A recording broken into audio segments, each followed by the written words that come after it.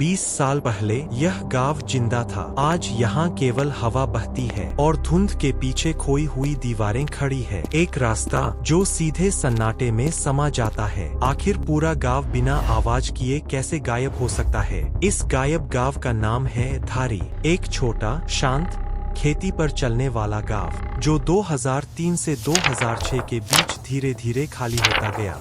कोई भी सरकारी रिकॉर्ड यह नहीं बताता कि लोग अचानक क्यों चले गए। सिर्फ कुछ निशान, कुछ यादें और बहुत सारे सवाल। 2003 में पानी की धारा कमजोर पड़ने लगी। कुछ परिवार रोजगार की तलाश में दूर निकल गए और फिर लौटकर नहीं आए। 2004 के सर्वे में लिखा था, गांव अधिकतर खाली मिला, सिर्फ कुछ बुजुर्ग जो आखिरी समय तक टिके रहे। फिर लंबे समय तक धारी का नाम किसी ने नहीं सुना। 2016 में यात्रियों की कुछ तस्वीरें सामने आईं, जिनमें गिरा हुआ चूल्हा, टूटी चारपाई और पेड़ों से घिरे मकान दिखाई दिए। तब लोगों ने पूछा, यह गांव गया कहाँ? हर कोई अपनी अलग कहानी सुनाता है। कोई कहता है पानी की कमी ने लोगों को मजबूर किया, कोई जमीन के झगड़ों का जिक्र करता है, कुछ लोग बीमारी की भी बात करते हैं, लेकिन एक भी वजह पूरी तरह साबित नहीं होती। एक पुराने निवासी ने कहा, जब मैं लौट कर आया, मेरे घर की दीवार तोड़कर एक पेड़ उग चुका था। उसकी आवाज में न गुस्सा था न दर्द, बस एक खाली सी खामोशी थी, जैसे गांव ने उसे भी चुप रहना सिखा दिया हो। आज धारी वीरान पड़ा है, खेतों की मिट्टी सूखी है, रास्तों पर धूल जमी है और हर ओर केवल समय की आवाज सुनाई देती है। हम इतना जानते हैं, गांव धीरे धीरे खाली हुआ, पर हम यह नहीं जानते वह कौन सा पल था